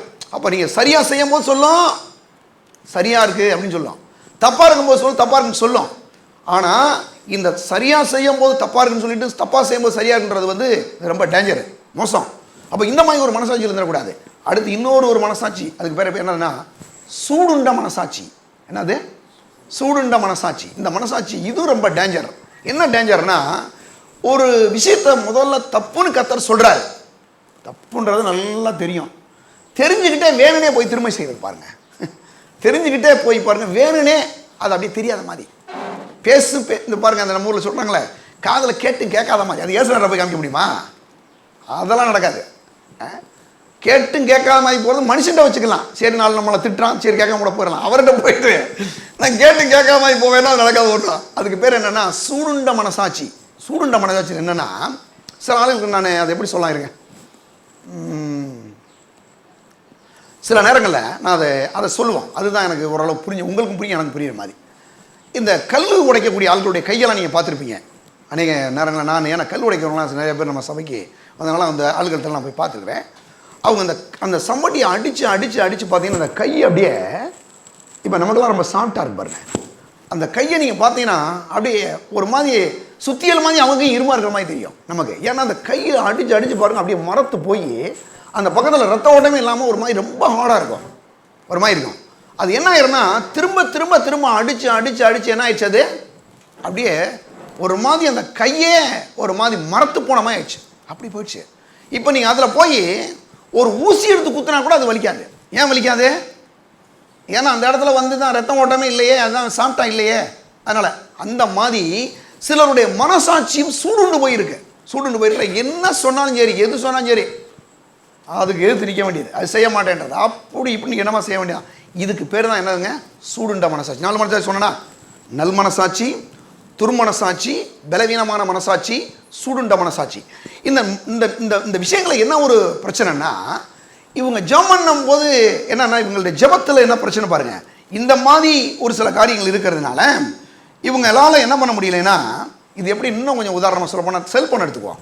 செல்ஃபோன் எடுத்துட்டீங்கன்னா பாருங்க, சாதல்கிட்ட பாருங்க என்ன பண்ணுவோம், என்ன நேரம் பார்த்தாலும் செல்ஃபோனும் ஒரே கற்று தான், பயங்கரமாக எங்கே போனாலும் கத்திட்டு இருக்கோம். சரி, இப்போ முக்கியமாக ஒரு ஆளை போய் பார்க்க போகிறோம் அப்படின்னு வச்சுக்கோம். ஒருவேளை நம்ம ஊர் கலெக்டரையோ யாரோ ஒருத்தர் பார்க்க போகிறோம். அங்கே போய் உட்காந்துருக்கும்போது திடீர்னு அது பாட்டுக்கு காலிங் அடிக்குது. அடிச்சுன்னா அவங்க என்ன யோசிப்பாங்க, என்னடா நம்மளை பார்க்க வந்துட்டு இன்னொரு ஆளுடைய பெல் அடிக்குதே, ஒரு ஒழுங்கானாலோ இல்லை தப்பானாலோ அப்படின்னு அப்படி யோசிப்பாங்க. அப்போ ஒரு பெரிய ஆளை போய் நம்ம பார்க்க போகிறோம், யாரோ நமக்கு ஒரு பெரிய அதிகாரி இருக்கிறாங்க அப்படின்னா அவங்கள போய் பார்க்க போகிறோன்னா என்ன பண்ணுறோம், ஒன்று சுவிட்ச் ஆஃப் பண்ணி வச்சுருவோம், இல்லைன்னா என்ன பண்ணுறோம் சைலண்டில் போட்டுருவோம், இல்லைன்னா என்ன வேறு என்னமா ஒன்று பண்ணி வச்சுருப்போம். பண்ணி உள்ள என்ன நிறைய ஐடியா இருக்குது, செல்ஃபோன் அடிக்கக்கூடாது அந்த மாதிரி பண்ணியிருப்போம் இல்லையா. அந்த மாதிரி பண்ணிட்டா என்ன எதுவும் இல்லை, அங்கே போனால் நல்லா பேசிட்டு நம்ம பாட்டுக்கு வந்துடலாம். ஆனால் சில ஆளுகளுக்கு பார்த்தீங்கன்னா சர்ச்சுக்கு வந்தால் கூட ஆஃப் பண்ண முடியல. என்னப்பா சார் எங்களை அப்படி லைட்ஸாக டச் பண்ணுறீங்களே, விவரமாக டச் பண்ணுறீங்களே. ஏங்க நான் கேட்குறேன், இப்போ நம்ம ஊரில் ஒரு முதலமைச்சரே வராருன்னு வச்சுப்போம். முதலமைச்சர் மட்டும் உங்களுக்கு ஒரு அழைப்பு கொடுத்தாச்சு, வாங்க இன்றைக்கி முதலமைச்சர் கூட ஒரு 1/2 மணி நேரம் உட்காந்து பேசுங்க. நான் அவர்கிட்ட போய் நின்று ஃபோன் வருது, ஹலோ மாரிமுத்து இருப்பா வர்றேன் அப்படின்னு கூப்பிட்டேன்னு வச்சுங்க. கூப்பிட்டேன், யாருனாடா நம்மகிட்ட வந்துட்டு மாரிமுத்தை பற்றி பேசிட்டு இருக்காரு அவர். பாப்பாரு அவர், ஐயோ முதல்ல இருந்தாலும் வெளியே போக சொல்ல, இந்த வேறு ஏன்ட்ட பேசுகிற வந்துட்டு மாரிமுத்து மண்ணாங்கட்டி முத்துன்னு கூப்பிட்டு இருக்காரு. போயா சொல்லுவாரா சொல்ல மாட்டாராங்க, சொல்லுவார். நம்ம என்ன சொல்கிறோம் பாருங்க, முதலமைச்சர் பாருங்க ஒரு பெரிய மனுஷன் தான் இல்லையா, ஆனால் அவரும் ஒரு மனுஷன் தான் இல்லையா, அவருக்கு நல்ல மரியாதை கொடுக்குறோம், கனம் பண்ணுறோம். அவரே என்ன யோசிப்பார், இந்த மாதிரி செல்ஃபோன் பேசிட்டு இருந்தால் அவர்கிட்ட போகும்போது எல்லாம் என்ன பண்ணிடுறான். நான் அதனால செல்ஃபோனை இங்கே எடுத்துகிட்டு வர்றதில்ல. செல்ஃபோன் ஏன் வர்றது கூட அந்த நேரத்தில் பாருங்க, இல்லைப்பா சார் முக்கியஸ்தர் யாராவது ஃபோன் பண்ணிட்டான், ஏங்க இயேசுநாதரோட ஒரு முக்கியஸ்தராக இருக்கார் இந்த உலகத்தில், வரும்போது இனிமேல் அங்கே சுவிட்ச் ஆஃப் போட்டால் கூட நீங்கள் ஏற்றுக்கணுமே. இங்கே வரும்போதே அவங்க கூப்பிட்றாங்க இவங்க கூப்பிட்றாங்க நான் சொல்கிறேங்க, 2 மணி நேரம் நீங்கள் ஆஃப் பண்ண முடியலன்னா, இயேசுநாதரை போய் ஜெபம் பண்ணும்போது அவர் ஆஃப் பண்ணிட்டாருன்னு அவரே ஒன்றுமே கண்டுக்கல, என்ன பண்ணுறது என்ன. இப்போ இந்த மாதிரி இப்போ நம்ம சுவிட்ச் ஆஃப் பண்ணாத மாதிரி அவர் என்ன பண்ணுறாரு, நம்ம ஜெபம் இருக்கும், ஹலோ யார் மைக்கலா, நீ பேச கொஞ்சம் பாடுப்பா அப்படின்னு அவர் இன்னொருத்தர் கேட்டுட்டு இருந்தார், எப்படி இருக்கும்? நல்லா இருக்காதுங்க. அப்போ என்ன பண்ணணும்னா, நமக்கு வந்து ஆண்டவரே ஒரு நேரம் ஜெபத்துக்கு பதில் எவ்வளோ கோவம் வருது ஆண்டவர் மேலே. ஆண்டவரே எவ்வளோ நாளாக ஜெபம் பண்ணிட்டு இருக்கிறேன், கொஞ்சமாவது ஒரு இறக்கத்தோட கேட்குறீங்களா? அவர் சொல்கிறார், கொஞ்சமாவது இறக்கத்தோட சபைக்கு போகும்போது கொஞ்சம் நிப்பாட்டுன்னு சொல்கிறேன், நீ கேட்குறியா? கிடையாது பாருங்க. அப்போ என்ன பண்ணா பாருங்க, டிஸ்டர்பன்ஸ் ஒரு மாதிரி. இப்படித்தான் சில நேரங்களில் மனசாட்சியும் பிரச்சனை. என்ன பண்ணுறேன்னா, ஏன் இது வந்து ஜெபம் பண்ண முடியல, ஏன் வந்து தேவசத்தை செய்ய மாட்டேதுன்னு அந்த மனசாட்சியில் ஒரு சில கலாட்டாலாம் நடந்துட்டு இருக்கு. ஆண்டவர் சொல்கிறலாம் கேட்குற விட்டு வேற எவன் சொல்கிறலாம் கேட்குறது. அவன் அப்படி சொல்கிறான், அவன் எப்படி சொல்கிறான், அப்படி யாருமா இவ்வளவு கேட்டீங்கன்னா இவர் சொல்கிறத கேட்க முடியும்? ஒன்றும் கேட்க முடியாதுங்க. நல்லா கவனிங்க, நான் சொல்கிறத எல்லாரும் 2 மணி நேரம் சந்தோஷமாக கேட்டுடுவீங்க. அது ஒரு பெரிய கடவுளை கிருபை. இப்போ நீங்கள் ஒரு 10 பேர் இங்கே நின்று பேசுறீங்க வச்சுங்க, எப்படி இருக்குன்னு யோசிங்களேன், கொஞ்சம் யோசிங்களேன். ஒன்றும் நடக்காது இல்லையா? நான் சொல்கிறேன், ஆண்டவர் அப்படித்தான். எப்படின்னா, ஆண்டவர் வந்து நம்ம பேசுகிறத கேட்கணும்னா அவர் பேசுகிறத நம்ம கேட்கணும், அவர் பேசுகிறத நம்ம கேட்கணும். அதுக்கு பேர் தான் ஜெபம். ஜெபன்றதை என்னன்னு தெரியுமா உங்களுக்கு? தனித்து என போய் ஆண்டோடைய சமூகத்தில் போய் அப்பா பிதாவே கூப்பிடக்கூடிய ஒரு உறவுங்க. அது ஜெபன்றது வந்து ஏதோ ஒரு கடமைக்கு நீங்கள் போய் உட்காந்துட்டு அல்லையா சோத்திரம் அப்படி இப்படின்ட்டு நம்ம சொல்லிட்டு வரது கிடையாது. இது ஒரு அப்பா பிள்ளையுடைய உறவு. அந்த உறவை வந்து நீங்கள் வந்து மெயின்டைன் பண்ணணும். அப்பா கூட பிள்ளை பேசுது. ரெண்டு பிள்ளைகளை வந்து நான் பார்க்காம இருக்கவே மாட்டேன் பாருங்க. நான் காலையில் இருந்துச்சுன்னா அவனை 2 பேரும் பார்க்கணும், பேசணும், பண்ணணும். ஸ்கூலுக்கு போய்ட்டு வந்தால் நான் கூட பேசுவேன், என்னத்தையா பேசுவேன். என்ன பண்ணுறான் ஃப்ரெண்ட்ஸ், என்ன பண்ணுறான், என்ன படித்தான், அப்படி இப்படின்னு என்னத்தான் பேசிட்டு இருப்பேன். ஏன் பேசுகிறேன்னா, அவங்களோட பேசும்போது தான் அந்த ஐக்கியம் நம்ம பலப்படும். அவங்க மேலே அனுப்புகிறோம் இல்லை வேறு எதாவது பண்ணனா தப்பாயிடும். அப்போ அந்த உறவு அது வந்து அதே போல் தான் ஜெபன்றது. இந்த அப்பா கூட வச்சிருக்கக்கூடிய அந்த உறவு தான் ஜெபம். அதில் வந்து நம்ம என்ன பண்ணணும்னா, மற்ற டிஸ்டர்பன்ஸான காரியத்தை உள்ளே விடக்கூடாதுன்றேன். மற்ற அவங்க சொல்கிறாங்க இவங்க சொல்கிறாங்க இப்படியெல்லாம் நீங்கள் போகும்போது என்ன ஆயிரும்னா, அந்த ஜெபம் பண்ணக்கூடிய அளவுக்கு உங்களுடைய இருதயம் பக்குவப்படாது, தடையாயிரும். நீங்கள் ஜெபம் பண்ண போவீங்க, தூக்கம் வந்துடும். நீங்கள் ஜெபம் பண்ண போய் அப்போ தான் 2 பேர் நிற்பான், அண்ணே அப்படின்வான். என்னடா இப்போ தானடா ஜெபம் பண்ணலாம் போனேன். நீ சொல்லுவீங்க, இப்போ தானே ஜெபம் பண்ண போனேன். அதுக்குள்ளே வந்துட்டான் பேய் அங்கிருந்து அனுப்போம். சில ஆளுக்கு நீ பாருங்க, மற்றெல்லாம் செஞ்சு பாருங்க, டீ போட்டு பாருங்க, ஒரு வேலை வரமாட்டான். ஏன்னா அவன் வீட்டில் டீ பார்த்து தானே இருக்காங்க. நீங்கள் ஜெபம் பண்ணி பாருங்க, ஏன்னா அவன் ஜெபம் பண்ண மாட்டான். நீங்கள் தானே ஜெபம் பண்ணுறீங்க, அதனால் அவன் கரெக்டாக அனுப்புவான், அவங்க வீட்டுக்கு அனுப்புவான். நீங்கள் பொண்ணை போய் அங்கே இப்போ தான் இருந்தாலும் முழங்கால் போட ஆரம்பிச்சிருக்காரு, போ 2 பேர் போய் என்னை வாங்கினே போ, ஒரு முக்கியமான வேலைனே அப்படின்வான். நான் சொல்கிறேங்க, ஜெபம் பண்ணுறது சாத்தானுக்கு பிடிக்காத விஷயம். நீங்கள் ஜெபம் பண்ண ஆண்டவருக்கு அது பிடிக்கிற விஷயம். அப்போ என்ன பண்ணணும்னா, அந்த ஜெபம் பண்ண விடாதபடி ஒரு டிஸ்டர்ப் நடக்குது. எங்கே நடக்குது அப்படின்னா, அது வெளியில் மட்டும் கிடையாது, நம்முடைய இருதயத்தில் ஆவியிலையும் அது நடக்குது. அதை வந்து சரியாக ஆண்டவரை போய் ஜெபம் பண்ண விடாதபடி, கேட்க விடாதபடி நம்மளை டிஸ்டர்ப் பண்ணிகிட்டு இருக்கு. அப்போ நம்ம என்ன பண்ணணும்னா, அந்த விஷயத்தில் நம்ம என்ன பண்ணணும்னா, முதலாவது அந்த டிஸ்டர்பன்ஸை அதை வந்து தடை பண்ணணும். அந்த மாதிரி அந்த தடையை நிப்பாட்டணும். அந்த டிஸ்டர்பன்ஸ் என்ன டிஸ்டர்பன்ஸு? அந்த டிஸ்டர்பன்ஸ் என்னன்னா, செல்ஃபோன் மாதிரியே சில நேரங்களில் கடவுளுடைய சித்தத்தை செய்யலைன்னா, ஆண்டோடைய வார்த்தையின்படி செய்யாமல் போனீங்கன்னா அங்கே ஒரு டிஸ்டர்பன்ஸ் இருக்கும், ஒரு தடை ஏற்பட்டு கொண்டே இருக்கும். அது உங்களை நிம்மதியாக ஜெபம் பண்ணவே விடாது. நீங்கள் நினைக்கலாம் பாருங்க, நம்ம நிம்மதியாக ஜெபம் பண்ணிட்டு இருக்கோம் போல நினைப்பீங்க. அங்கே ஆரம்பிக்கும் வேலையை. ஜெபம் பண்ண மாதிரியே தெரியும், ஆனால் ஜெபத்துக்கு மட்டும் பதில் வராது. என்கிட்ட சிலர் சொல்கிறாங்க, என்கிட்ட சிலர்லாம் சொல்கிறாங்க, அம்மா நாங்கள் அப்படி இப்படிலாம் சொல்கிறோம், எங்களுக்கு எதுவும் ஒன்றும் வரலையே, ஏன் அவங்க மேலே கள்ள தூக்கி போடணுமா ஏசினார்? என்னங்க அது கொஞ்சமாக அவர் ரொம்ப நல்லவர், ஆண்டவர் ரொம்ப நல்லவர், அப்படிலாம் செய்ய மாட்டார். என்ன பண்ணுறாரு, உங்களுக்காக வெயிட் பண்ணுறாரு, செய்கிறாரு. சில காரியங்கள் ஆண்டவர் சொல்கிறாரு, உங்கள்கிட்ட சொல்கிறாரு, இதை செய்ய வேணாம்னு சொல்கிறாரு, வெயிட் பண்ணுறாரு. உங்கள் மேலே தேவன் வைத்திருக்கிற அன்பு. உடனே எங்களுக்கு எதுவும் வரல, ஒன்றும் வரமாட்டுது அப்படின்னா நீங்கள் செய்கிறது சரியா? கேர்ஃபுல்லாக இருக்கணும். ஏன்னா அப்படி கிடையாது. நீங்கள் செய்கிறதெல்லாம் சரின்னு சொல்கிறதுக்கு உங்களுக்கு அடி போடணுமா அவரு? அப்படிலாம் கிடையாது. அப்படிலாம் ஆண்டவர் செய்கிறதில்லைங்க. இந்த நாட்களில் கடவுள் ரொம்ப கிருபை உள்ள தெய்வம், எல்லாருமே அன்பாக இருக்கிறாரு. ஒரு ஆள் தப்பு செஞ்ச உடனே அடி முடிஞ்சா எல்லா பேரும் காலியாக வேண்டாம். ஆனால் ஆண்டவர் பாருங்கள், என்ன இறக்கமுள்ள தெய்வம், எல்லாரையும் நேசிக்கிறாரு, அன்பு கூறாரு. ஒருவேளை தப்பு செஞ்சால் கூட ஒரு டைம் கொடுத்து மனம் திருமணம்லாம் எதிர்பார்க்குறாரு நம்முடைய தேவன். எவ்வளோ நல்லவர் பார்த்தீங்களா? அப்போ என்ன செய்யணும் அப்படின்னா, அந்த தடை வரல, அந்த பிரச்சனை வரலன்னு போகக்கூடாது. அது வர்றதுக்கு முன்னாலேயே சில நேரங்களில் பாருங்கள், காரில் போகிற சீட் பெல்ட் போடுறோம். கார் வச்சுருக்க எல்லாருக்குமே தெரியும். சீட் பெல்ட் போட்டிங்கன்னா, ஸ்டார்ட் பண்ணும்போதே வண்டியை நீங்கள் வந்து கீ போட்டுட்டு ஆக்சிலேட்டர் கொடுக்க ஆரம்பிச்சிங்கன்னாவே கத்துங்க, கீங் கீங் கீங் கீங்கின்னு கத்தும். ஏன் கத்துன்னு நம்ம பார்த்தோம்னா, ஒருவேளை சரியாக டோர் லாக் பண்ணலைன்னா கத்தும். இன்னும் சில நேரங்களில் வந்து அந்த ஹேண்ட்பார் இருக்கும்ண்ணா, கூட அப்படி இருக்கும், பிரேக் அந்த இது பண்ணுறது ஹேண்ட்பார். அந்த இதை பார்த்தீங்கன்னா, அதை நீங்கள் கீழே இறக்கி விடலன்னா கத்தும். 3வது இன்னொன்று கத்து எதுக்கு தெரியுமா? சீட் பெல்ட் போடலாம் கத்தும். அது கத்தும் பாருங்க, கீங் கீங் கீங் கீங்னு கத்தும், கத்திக்கிட்டே இருக்கும். இப்போ அந்த அன்றைக்கி ஒரு பாஸ்டர் சொல்கிறாரு, பெரிய காரெலாம் கொஞ்சம் போனால் வேற மாதிரி இருக்குமா. எப்படி இருக்குமா, நம்ம ஆளு பாருங்க கீன்னு கத்துனானா ஊன்னு கத்துனானா, நான் பாடுறதை பாடிட்டு தான் போவேன், நான் போடுறத போட்டு தான் போவேன், நான் பாடி சத்தமாக பாட்டை வைக்கிறது. நீ கத்து எனக்கு என்னென்ன, அப்புறம் அங்கே ஃபைன் போடுவேன், 1000 ரூபா போட்ட நீ மாட்டிக்கோ. மாட்டிக்கிட்டு பாருங்க, அங்கே போலீஸ் போய் ஃபைன் போடுவார், உங்கள் எங்கள் சீட் பெல்ட் போடலை, 2000 ரூபா போட்டு போ அப்படின்னு. ஆனால் அதுக்காக தான் இது கத்துது. எங்கே கத்துது? எல்லாம் அமைதியாகவே உட்காந்துருக்கீங்க, எல்லாம் நீங்கள் காரெல்லாம் வச்சுருக்கீங்க, உங்களுக்கு தெரியும் விஷயம். இது கீன்னு கத்தும் போதே போட்டிங்கன்னா என்னது, ஃபைன் கிடையாது. கத்தியும் நீங்கள் கேட்கலைன்னா ஃபைனு கண்டிப்பாக விழுகும். அப்புறம் ஒரு மெசேஜ் அங்கேருந்து வரும், உங்களுடைய கார் இந்த இடத்துல இருந்து கொண்டு நின்றது, அதுக்கு இத்தனை 1000 ரூபா நாங்கள் போட்டிருக்கிறோம், இல்லைன்னா உங்கள் காரை கொண்டு போய் இது ஸ்டேஷனில் நிப்பாட்டிடுவோம் அப்படின்னா. ஸ்டேஷன் வரைக்குமா போனோம்? நான் கேட்குறேன், கீன்னு கத்தும் போதே வேலையை முடிச்சிடணுமா இல்லையா? அப்போ அந்த இடத்துல என்ன, அந்த டிஸ்டர்பன்ஸ் ஏற்படும் போதே நம்ம என்ன பண்ணிடணும், ஆண்டவரே உங்களுடைய இதுக்கு நான் ஒத்துக்கிறேன், உங்களுடைய சித்தத்தின்படி போயிடுறேன், ஆண்டவரே எனக்கு உதவி செய்யுங்க, ஒருவேளை செய்ய முடியலை இருந்தாலும் பரவாயில்ல நீங்கள் செய்ய உதவி செய்யுங்க அப்படிலாம் போயிடணும். அப்போ அந்த ஜெபத்தை பண்ண விடாது ஒரு சில டிஸ்டர்பன்ஸ், இது ஒரு தடை, அது முதல்ல போகணும். ரெண்டாவது நம்முடைய எண்ணங்கள், ஜெபத்துக்கான தடைகளையும் கொஞ்சம் உங்களுக்கு சொல்கிறேன் சரியா. எண்ணங்கள் எப்படி எண்ணங்கள் அப்படின்னா, அந்த எண்ணங்கள் தப்பாகும் போது பாருங்களேன், அவருக்கு முன்பாக நம்ம நின்று பேசும்போது கண்ட காரியங்களை குறித்து சிந்திக்கிறது. ஜெபம் பண்ணும்போது உட்காந்தான் பாருங்க, ஜெபம் பண்ண உட்காந்தீங்கன்னா தான் ஐயோ பருப்பு போட்டு வந்தோமே என்ன ஆகுமோ தெரியலையே, அதுவே கறி போச்சுன்னா அப்படின்னு சகோதரிகளுக்கு ஒரு பக்கம்.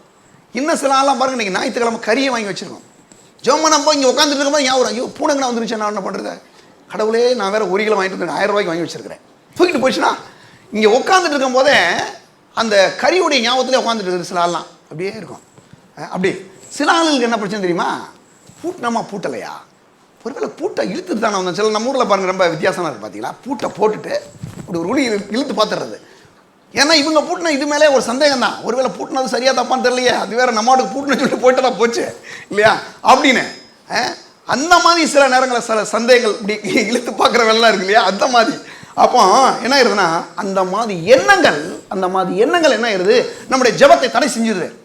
என்ன பண்ணாங்க, போய் உட்காந்தோன்னா அந்த எண்ணம் இந்த அப்படி வந்தோடனே ஜெபம் பண்ணுறது ஒரு மாதிரி ஆயிடுது. அப்போ என்ன ஆயிருதுன்னா, அந்த எண்ணங்களுக்கு, தவறான எண்ணங்களுக்கு நாம் ஒருபோதும் இடம் கொடுக்கக்கூடாது சரியா. சரி, இதில் முதல் காரியம் சொன்னால், ஜெபத்தை குறித்து புதிய ஏற்பாட்டில் 2 விஷயம். ஒன்று சில இடையூறுகள், ரெண்டாவது தவறான எண்ணங்கள் நம்முடைய ஜெபத்தை தடை செய்து முடியும். ரெண்டாவது இன்னொரு பாயிண்ட் போவோம். மூணாவது அதில் என்னென்னா, உண்மையான ஜெபத்திலே பாருங்கள் என்னவெல்லாம் இருக்கிறது என்றதை நாம் பார்க்க வேண்டும். எடுங்க 1 யோவான், அங்கே 3ஆம் அதிகாரத்தில் சீக்கிரம் அதை மட்டும் பார்த்து முடிச்சுக்குவோம். 1 யோவான் 3ஆம் அதிகாரம் 20ஆம் வசனத்துக்கு வரலாம். 20ஆம் வசனம், நம்முடைய இருதயமே நம்மை குற்றவாளிகள் என்று தீர்க்குமானால் தேவன் நம்முடைய இருதயத்திலும் பெரியவராக இருந்து சகலத்தையும் அறிந்திருக்கிறார். என்ன சொல்றார் பாருங்க, நம்முடைய இருதயமே குற்றவாளி என்று நம்மை தீர்க்குமானால், இருதயமே குற்றவாளின்னு சொல்லி தீர்க்கக்கூடாது. பாருங்க எல்லாரும் இந்த பார்த்தா மனசாட்சி சொன்னேன் இல்லையா, 4 மனசாட்சி சொன்னேன் இல்லையா. சிலருக்கு என்ன ஆயிருன்னா, நம்முடைய இருதயமே குற்றவாளின்னு சொன்னால், இருதயம் சொல்லும் போதே நமக்கு சிக்னல் கொடுக்குது, நீ பண்ணுற தப்பு, நீ தவறான வழியில் போகிற, வேணாம், நீ இப்படி செய்யாத அப்படின்னு சொல்லி சொல்லுது. அதையும் தாண்டி இது என்ன பண்ணுறது, அந்த மனசாட்சியெல்லாம் தாண்டி நீ சொல்லிட்டே உட்காந்துருப்போ, நான் உன் பேச்சில் கேட்குறமா இல்லை அப்படின்னு சொல்லிட்டு ஒரு மாதிரி தடம் பண்ணும்போது, அங்கே சொல்கிறார் 3ஆம் அதிகாரம் 20ஆம் வசனத்தில், நம்முடைய இருதயமே நம்மளை குற்றவாளி என்று தீர்க்குமானால், அல்ல கவனிங்க, நம்முடைய மனசாட்சியே நமக்குள்ளே அந்த இருதயமே நம்மளை குற்றவாளின்னு சொல்லி தீர்க்குமானால் பாருங்கள், தீர்க்குமானால் தேவன் நம்முடைய இதயத்திலும் பெரியவராக இருந்து சகலத்தையும் அறிந்திருக்கிறார். மனசாட்சியே நம்மளை குற்றம்னு சொல்லுது, ஆனால் கர்த்தர் அதை விட பெரியவர். அவர் என்ன பண்ணுறாரு, அங்கேருந்து பார்த்துக்கிட்டு இருக்கிறாரு, அவர்கிட்ட நம்ம ஏதாவது ஒழிக்க முடியுமா, முடியாது. அப்போ என்ன பண்ணுறாருன்னா, உடனே அவர் அங்கேருந்து பார்க்குறதுனால நீங்கள் எதையுமே மறக்க முடியாது. அப்படின்னா முதல்ல நம்முடைய இருதயம், நம்முடைய மனசாட்சி கரெக்டாக இருக்கணும். எப்படி இருக்கணும்னா, நல் மனசாட்சியாக இருக்கணும். எந்த ரீதியிலையும் யாரையும் பாருங்கள், நான் சொல்கிறேன், நீங்கள் ஏமாத்துறீங்க அப்படி அப்படி எடுத்துக்கிறாங்க. பொதுவாக நான் என்ன சொல்கிறேன்னா, நம்ம நல் மனசாட்சியோடு வாழக்கூடிய தேவனுடைய ஜனங்கள். அப்போ எப்பயுமே அந்த நல் மனசாட்சியோடு வாழும்படி நாம் என்ன பண்ணணுங்க, கற்றுக்கொள்ள வேண்டும் சரியா. பாருங்க, அப்போ அந்த நல் மனசாட்சியோடு நாம் இருக்க வேண்டும். அதில் குறிப்பாக அந்த உண்மையாக நீங்கள் ஜெபத்துக்கு போகும்போது நம்முடைய இருதயத்தை பாருங்கள், குற்றவாளி என்று தீர்க்காமல் நல்லா பார்த்துக்கணும். நம்மளை நாமே ஒரு குற்றவாளின்னு சொல்லி தீர்க்கக்கூடிய அந்த இடத்துக்கு அளவுக்கு போயிடக்கூடாது. பாருங்கள், நம்ம ரொம்ப கவனமாக நடந்துக்கணும். அடுத்து 2வது பாருங்கள், இதில் இன்னொரு விஷயம் என்னென்னா, நமக்கு ஒரு தைரியம் வேணும். சிலருக்கு பார்த்தீங்கன்னா ஜெபம் பண்ணும்போது தைரியமே இருக்காது. ஆண்டவர் நம்ம ஜெபத்தை கேட்பாரோ கேட்க மாட்டாரோ, இல்லை ஒருவேளை கேட்டுட்டு பாதியில் விட்டுட்டு ஓடிடுவாரோ? ஆண்டவராக இயேசு வந்து பாருங்கள், ஒரு முறை அந்த படகுல போயிட்டு இருக்கிறாரு, கதிரையினருடைய நாட்டுக்கு போகிறாரு, இந்த கரையில் நாங்கள் போகிறாரு. போயிட்டு இருக்கும்போது நல்லா தூங்கிட்டாரு. தூங்கின உடனே சீசர்களுக்கு என்ன சந்தேகம்னா, ஆண்டவர் சொன்னாரே, இப்போ திடீர்னு அது பாட்டுக்கு நல்லா இருந்த அந்த கடல் அது பாட்டுக்கு கொந்தளிக்குதே, ஆண்டவர் என்ன பண்ணிடுவாரோ அப்படின்ற மாதிரி ஆண்டவர் மேலே தான் அவனுக்கு ரிப்போர்ட்டு. அவர் வாடி தூங்கிட்டு அவரை வந்து காட்டுறதை எழுப்பி விட்டாரு. சில இடங்களில் பிரச்சனை காரணம் வந்து இயேசுநாதர் தான் நினைக்கிறாங்க. கிடையவே கிடையாதுங்க. அவர் நல்லவர், அவர் ஒருபோதும் கொடுக்க மாட்டாருங்க. என்ன நினைக்கிறாங்கன்னா பாருங்கள், பிரச்சனை வரலாம் கடவுள் தான் கொடுக்குறாரு. கிடையவே கிடையாது. பிரச்சனைக்கு முழு காரணமே சாத்தான் தான். அப்போ பிரச்சனையை ஆண்டவர் பார்த்துட்டு இருக்காரா? இந்த உலகத்தில் பிசாசு இருக்கிறதுனால வந்து அவர் என்ன பண்ணுறாரு, பார்த்துக்கிட்டு இருக்கல, அந்த பிரச்சனையும் அந்த சோதனையின் மத்தியில் உங்களை தப்புவிக்க அவர் வல்லவராக இருந்து உங்களை தப்புவிப்பார். சரியா? காற்று பயங்கரமாக அடிக்குது, இவர் நல்லா தூங்கிட்டு இருக்கிறார், இவருக்கு விஷயம் தெரியும். தூங்கிட்டு இருந்தாலும் இவர் இஸ்ரவேலை காக்கிற உறங்குவதும் இல்லை, தூங்கிட்டே இருந்தாலும் அவர் தெரியும். அப்போ உடனே அவர் பார்க்குறாரு, அவர் நல்லா தூங்கிட்டு இருக்கிறாரு. இவன் பூரா பாருங்க, இவனுடைய சுயபலத்தை ஆப்ரேட் பண்ணுறான், தண்ணியை ஊற்றுறான், அதை பண்ணுறான், அதை பண்ணுறான். மார்க்கு சுவிசேஷம் 4ஆம் அதிகாரத்தில் அந்த சம்பவம் நடக்குது இல்லையா? எல்லாம் பண்ணி பார்க்குறான், ஒன்றும் நடக்கலை. கடைசி அவன் சொல்கிறான், ஆண்டவரே நாங்கள் மடிந்து போகிறது உமக்கு சந்தோஷமாக நினைக்கிறான். எப்படி பாருங்க, ஏங்க சாகடிக்கிறதுக்காக நம்மளை ரட்சிப்பு கொண்டு வந்தார் ஆண்டவரே? உங்களுக்கு நல்ல ஒரு வாழ்க்கையை கொடுக்கக்கூடாதுன்றக்காக அவர் வந்து உங்களுக்கு கொண்டு வந்திருக்கிறார் ஆண்டவர் சபைக்கு? நல்லா கொஞ்சம் யோசிக்கிறீங்க. கிடையாதுங்க. என்னன்னா அவர் அக்கறையிலே சேர்ப்பதற்காக தான் கர்த்தர் கொண்டு வந்திருக்கிறார். சரியா? 2023 சொன்ன மாதிரி கர்த்தர் அக்கறை கொண்டு வந்திருக்கிறார் இல்லையா? அப்படின்னா நான் சொல்கிறேன், 24 அதை தான் செய்வார். நான் சொல்கிறேங்க, ஏன் அப்படி சொல்கிறாருன்னா, அவர் சொல்கிறார் நம்ம அக்கறைக்கு போவோம் வாருங்கள் இருக்கார். அப்படின்னா அவர் சொன்னதை நிறைவேற்றி ஆவார். எத்தனை காற்று வரலாம், எத்தனை பிரச்சனை வரலாம், என்னென்ன வரலாம், எல்லாம் மோதி ஒன்றும் இல்லாமல் போயிருமே தவிர நம்மளை ஒன்றும் செய்ய முடியாது. உடனே இந்த சீசர் சொல்கிறார், ஆண்டவரை நாங்கள் மடிந்து போகிறது உங்களுக்கு கவலை இல்லையான்றா. இவன் ஏற்கனவே கவலைப்பட்டுட்டு இயேசுநாதரை கவலைக்கு சேர்த்து இழுத்துட்டு கூட்டு போகிறான் பாருங்க. சில ஆள்லாம் பாருங்க எதிர்த்து சொல்லும் பாருங்க, வீட்டில் சொல்லுவாங்க, உங்களுக்கெல்லாம் கொஞ்சமாக கவலை இல்லை. ஆமாம், கவலை இல்லை, உண்மைதான். நான் என்ன கேட்டால் அப்படின்னு சொல்லுவேன், ஏன்னா கவலை இல்லை. உங்கள் சில ஆள்லாம் பாருங்க சொல்லுவாங்க, உங்களுக்கு கவலையே இல்லை. கவலை இல்லைங்க, ஏன் நான் கவலைப்படணும்? அவர் சொல்கிறாரு, உங்கள் எல்லா கவலையும் தூக்கி என் மேலே வச்சுருங்க, நான் பார்த்துக்கிறேன்றாரு. நான் ஏன் கவலைப்படணும்? நான் ஏன் கவலைப்படணும்னு நான் கேட்குறேன். இங்கிலாந்து தேசத்தில் ஒரு பெரிய போர் சமயத்தில் பாருங்கள், சொல்லி முடிச்சிடலாம், பயங்கரமான ஒரு யுத்த காலத்தில் வந்து பாருங்கள் என்ன பண்ணாங்களாம் பார்த்தீங்கன்னா, எல்லோரும் அவங்கவுங்க பதுங்கு குழியில் போய் படுத்துக்கிட்டாங்க. பதுங்கு குழியில் வந்து பெரிய ஆழமாக வெட்டி அதில் மேலே மண் மூட்டையெல்லாம் அடிக்கி உள்ளே போய் படுத்துக்கிறது. அந்த மாதிரி யுத்த நேரங்களில் அப்படி ஒரு பாட்டி பாருங்கள், வயசான பாட்டி பாருங்கள் என்ன பண்ணிச்சான், போய் படுத்துச்சான். இந்த அம்மாவுக்கு பாருங்கள் பைபிள் படிக்கிறது ரொம்ப நல்லா பிடிக்கும். அந்த அம்மா சொல்லிச்சான் பாருங்கள், அந்த அம்மா படிக்கிட்டும் போது அங்கே பாருங்கள், இஸ்ரவேலை காக்கிற உறங்குவதும் இல்லை தூங்குவதும் இல்லைன்னு வசனத்தை படித்தான். படித்த உடனே அந்த அம்மாவுக்கு ஒரு பாருங்கள் ஒரு பெரிய வெளிச்சம். அந்த அம்மா சொல்லிச்சான் பாருங்கள், இஸ்ரவேலை காக்கிற ஒரு உறங்குவதும் இல்லை தூங்கலை, நான் எதுக்கு பதுங்குழிக்கு போனோம், நான் இங்கே வீட்லேயே தூங்க பாருங்க. தூக்கி வச்சான். தூங்கினா பாருங்கள், அங்கங்கே குண்டு போடுறாங்க. இந்த அம்மாவுக்கு எந்த பிரச்சனையும் இல்லை, அது பாட்டுக்கு இருக்குது. கடைசி மறுநாள் காலையில் ஒரு அம்மா பாருங்கள் மார்க்கெட்டில் அந்த அம்மா பார்த்தான், பாட்டி ஏன் நம்ம பதுங்கு குழிக்கு வரல? அந்த அம்மா சொல்லிச்சான், இஸ்ரவேலை காக்கிற உறங்குவதும் இல்லை. அவர் அந்த அம்மா சொல்லிச்சான், அவரும் தூங்காமல் நானும் தூங்காமல் 2 பேரையும் தூங்காமல் இருக்கு, அவர் மட்டும் தூங்காமல் இருந்துட்டு போட்டோம், நான் தூங்குறேன்னுச்சு அந்த அம்மா. சிலருக்கு என்ன பிரச்சனைனா, கவலைப்படுறத பூரா இவங்க கவலைப்பட்டுட்டு, ஆண்டவரே உமக்கும் கவலை இல்லையா? கிடையாதுங்க. கவலைப்படுறதுக்காக தேவன் நம்மளை கொண்டு வரலைங்க. கவலைப்படாமல் சந்தோஷமாக சமானமாக ஆசீர்வாதமாக அவ்வளோக்காக நம்மளை தேவன் அழைத்திருக்கிறார். அப்போது இன்றைக்கி நம்ம என்ன பண்ணணும்னா, அதாவது ஒரு தைரியம் வேணும். நமக்கு என்ன தைரியம் வேணும்? என் கூட கர்த்தர் அக்கறை போய் சொல்லிட்டார், போகிறேன் நான். போனாங்க, என்ன அக்கறைக்கு போயிடுவேன் நான். ஏன் போயிடுவேன்? அவர் தூங்கினாலும் ஏறி ஒரு முடிஞ்சிருந்தாங்க, என் கூட தானே இருக்காரு, என் கூட இருக்காரு, அவர் கொண்டு போவார்னு சொல்லி அவங்க பாருங்க கடைசி எந்திரிச்சு சொல்றார், காற்றே இறையாதை கடலே. மனுஷனுக்கு தண்ணி அள்ளி ஊற்றத்தான் தெரியுங்க, ஆனால் ஆண்டவருக்கு வந்து அந்த தண்ணியெல்லாம் கொண்டு வரக்கூடிய காற்றையும் கடலையும் அடத்த தெரியும். நம்ம நினைக்கிறோம் பாருங்க வந்து, அதாவது வந்து இதெல்லாம் எப்படி நடக்கும் அப்படிலாம் நடக்கும் நம்ம யோசிச்சுட்டு இருப்போம்.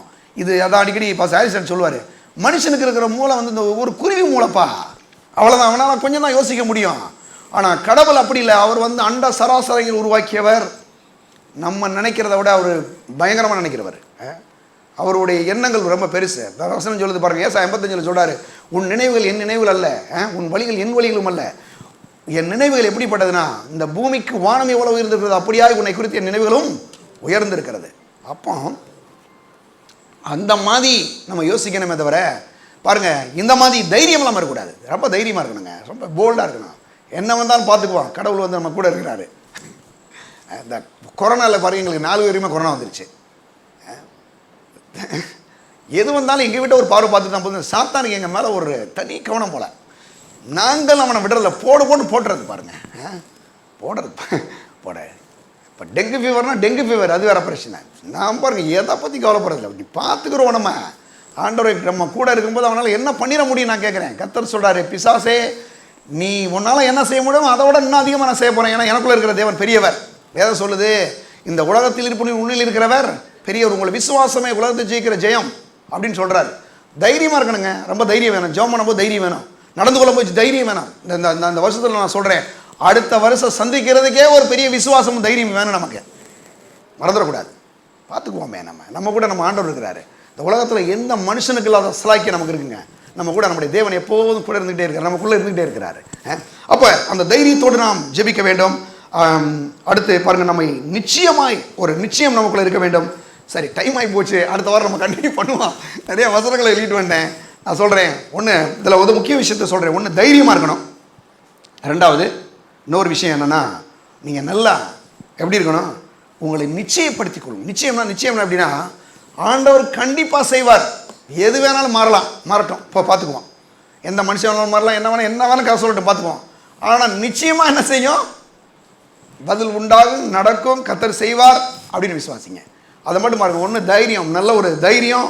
அதாவது எப்படி சொல்லலாம்னா, ஒரு நல்ல ஒரு 3 காரியங்கள் சொல்கிறேன். ஒன்று நிச்சயம், அந்த நிச்சயமாக ஒரு நமக்குள்ள ஒரு நல்ல ஒரு தைரியம். ரெண்டாவது வந்து பாருங்கள், அந்த ஒரு அதாவது தைரியமும் அடுத்து வந்து நிச்சயமும் நமக்குள்ளே எப்போதுமே கண்டிப்பாக இருக்கணும்.